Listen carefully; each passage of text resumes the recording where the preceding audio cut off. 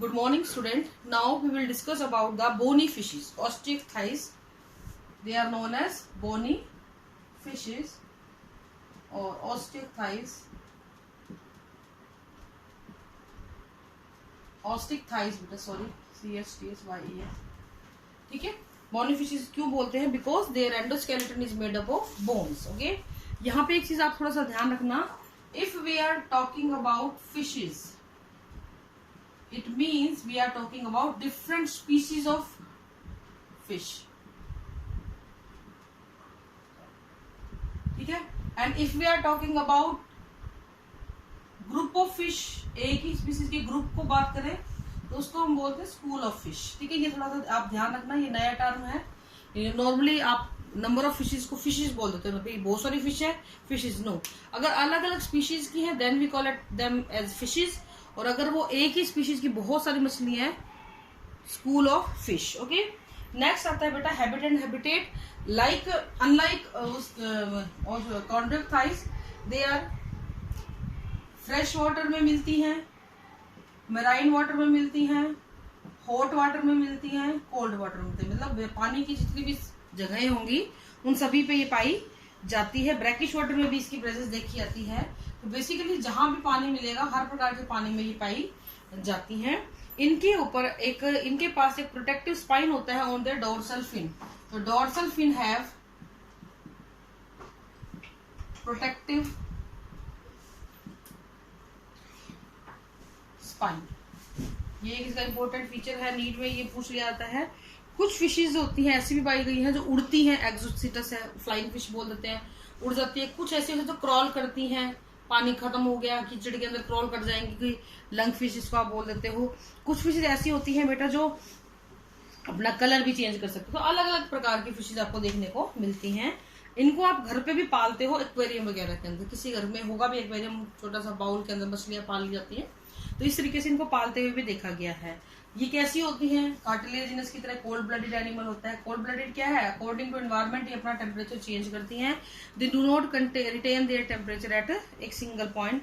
एक ही temperature constantly they change their body temperature. Body form की बात करें, body is spindle shaped. Spindle shape का मतलब क्या होता है? इस तरीके से, आगे से पतला, पीछे से बीच में से मोटा, पीछे से पतला, इस तरीके से होता है. माउथ की बात करें तो टर्मिनल माउथ होता है. माउथ बिल्कुल सामने होता है, फ्रंट में होता है. इसको हम क्या बोलते हैं बेटा? टर्मिनल माउथ बोलते हैं. बॉडी की बात करें तो बॉडी को 3 हिस्सों में हमने बांट दिया. हेड, ट्रंक और टेल. यहाँ पे नेक जैसी कोई स्ट्रक्चर नहीं पाई जाती है. ये चीज आप ध्यान रखना. इसकी जो स्पिंडल शेप बॉडी है ना, वो इसको हेल्प करती है to swim through the water easily. पानी को इजीली पेनिट्रेट करके ये निकल जाती है. माउथ टर्मिनल होता है. अगर हम बात करते हैं इसके अपेंडेजेस की, तो इसके अपेंडेजेस में फिन्स इसके पास मिलते हैं. पेक्टोरल फिन, पेल्विक फिन, ये सारे के सारे they are supported by cartilaginous fin race.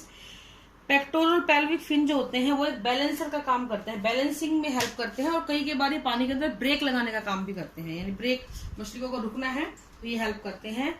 लेकिन यहाँ पे पेल्विक फिन के पास क्लास्पर नहीं पाए जाते हैं. Pelvic fin do not have claspers. ठीक है. तो यहाँ पे ऐसी कोई स्ट्रक्चर जो सेक्सुअल इंटरकोर्स के दौरान हेल्प करता था होल्ड करने में फिश को, वो नहीं मिलते हैं. इसके अलावा इनके पास एक सिंगल डॉर्सल फिन होता है. Have a single dorsal fin. ठीक है. कॉर्डल फिन जो है वो यूजुअली सिमेट्रिकल होता है, बिल्कुल बराबर.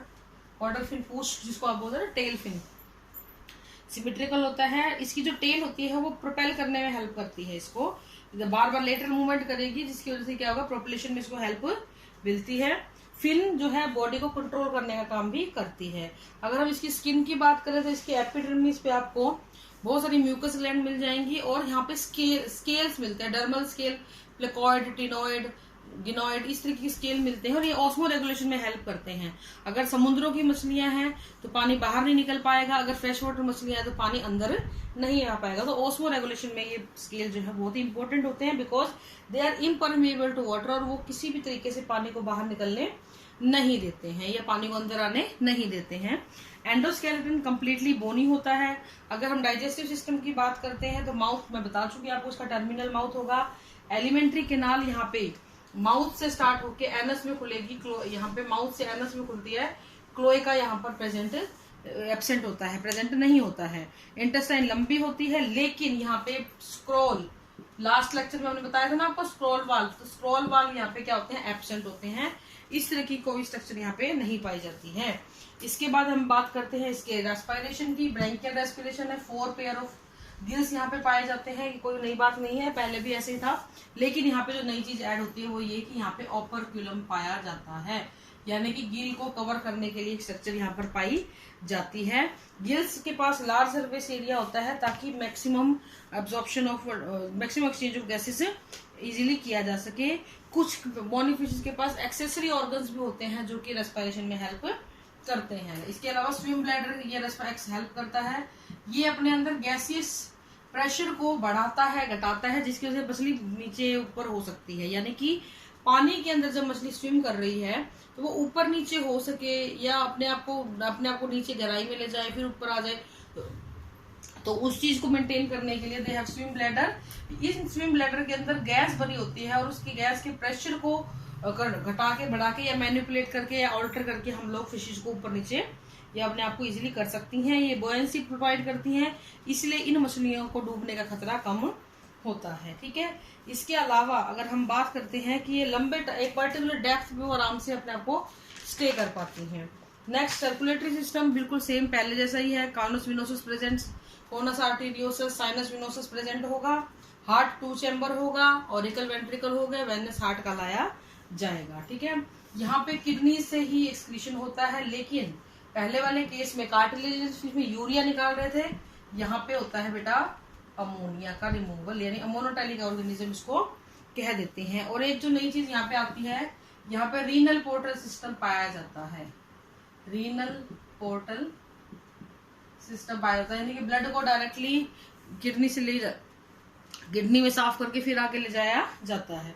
रीनल पोर्टल सिस्टम पाया जाता है। आरबीसी पहले की तरह ही ओवल, बाइकॉन्वेक्स और न्यूक्लिएटेड होती है। अगर हम बात करते हैं नर्वस सिस्टम की, तो 10 पेयर ऑफ क्रेनियल नर्व जो लास्ट लेक्चर में हमने कार्टिलेज में पढ़ा था, सेम टू सेम है। सेंस ऑर्गन में मेम्ब्रेन, लैब्रिन्थ कान में मिलेगा, और 3 सेमी सर्कुलर यहाँ पे कॉइल पाई जाती है, बैलेंसिंग का काम करती हैं। इसके अलावा इलेक्ट्रोलाइन सिस्टम है जो इलेक्ट्रिक फील्ड को, वेव्स के करंट को, इन सबको जस्टिफाई कर, इनको महसूस करने के लिए इनको हेल्प कर देता है। इसके अलावा इनके पास किडनी पाई जाती है, ये मैं आपको बता चुकी हूँ। और सेक्सेस की बात करें, सेक्सेस सेपरेट होते हैं, लेकिन आप डिस्टिंग्विश नहीं कर पाते हो, आप नहीं बता सकते बाहर से देख के कि मेल कौन सा है और फीमेल कौन सा है। सेक्सुअल डायमॉर्फिज्म यहाँ पे नहीं पाई जाती है। एक्सटर्नल फर्टिलाइजेशन होगा। फर्टिलाइजेशन किस प्रकार का होता है बेटा, एक्सटर्नल है, बॉडी के बाहर फर्टिलाइजेशन किया जाएगा, इसलिए फीमेल और मेल अपने स्पर्म और ओवम को स्पॉनिंग के जरिए बाहर छोड़ देते हैं, and the egg get fertilized to form the zygote. बड़ी अमाउंट में करा जाता है बिकॉज प्रेडेशन वगैरह का खतरा होता है। बड़ी अमाउंट में ऑर्गेनिज्म जो है अंडे वो स्पर्म को छोड़ता है। लाइफ हिस्ट्री में लार्वा बहुत रेयरली मिल भी सकता है, नहीं भी मिलता है। ओविपेरस एनिमल होते हैं, अंडे देते हैं, लेकिन बहुत से ऐसे ऑर्गेनिज्म एनिमल देखे भी गए हैं जिनमें पेरेंटल केयर भी दिखाई देती है। अब हम इनके कुछ एग्जाम्पल देख लेते हैं बेटा। लाइक फ्रेश वाटर का एग्जाम्पल आपकी एनसीईआरटी बुक में दे रखा है। रोहू जिसको आप बोलते हो रेबियो रोहिता, कटला कटला है। इसके अलावा आपके पास है कालबासु, लेबियो कालबासु। ठीक है, ये कुछ नाम है फ्रेश वाटर के। इसी तरह मेराइन वाटर के लिए अगर हम बात करते हैं, वी हैव एक्सोसिटस, जिसको मैंने बताया था आपको, उड़ने वाली मछली उड़ती है ये। हिप्पोकैम्पस, सी हॉर्स बोल देते हैं इसको, ये घोड़े जैसा मुंह होता है इसका, इसलिए बोलते हैं, होती है मछली है। ठीक है, सी हॉर्स, नाम से कंफ्यूज नहीं होना है, सी हॉर्स। इसके अलावा बॉम्बे डक है,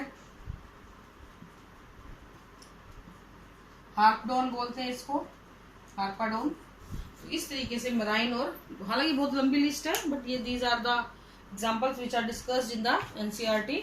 एक्वेरियम फिश जो होती है वो होती है बेटा, इसको फाइटिंग फिश भी बोलते हैं। ठीक है, फाइटिंग बहुत करती है ये फाइटिंग फिश, टकराती रहती है, घूमती रहती है, टकराती रहती है, घूमती रहती है, that is why we call it as fighting fish. ठीक है बेटा, तो ये आपका पूरा सुपर क्लास बाइस के साथ खत्म है। Thank you and have a nice day.